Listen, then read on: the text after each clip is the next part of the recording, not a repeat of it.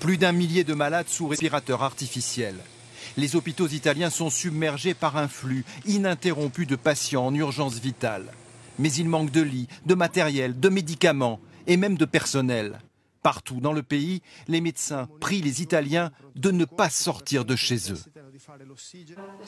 La situation est très grave. J'ai perdu un ami de 59 ans. Je vous en prie, aidez-nous à vous aider. Croyez-moi, c'est tout sauf une simple grippe. C'est très dur pour nous les médecins. En restant à la maison, vous limiterez la contagion et vous nous permettrez de secourir le plus de personnes possible. Cette semaine, le gouvernement italien a rappelé 20 000 médecins à la retraite. Mais cela ne suffit pas.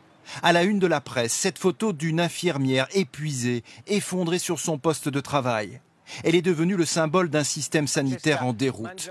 L'auteur du cliché, ce médecin, lance en direct à la télévision un appel à l'aide. Nous sommes au maximum de nos capacités physiques et mentales. Aidez-nous. Les hôpitaux sont arrivés à saturation. Nous ne pouvons plus répondre à cette urgence.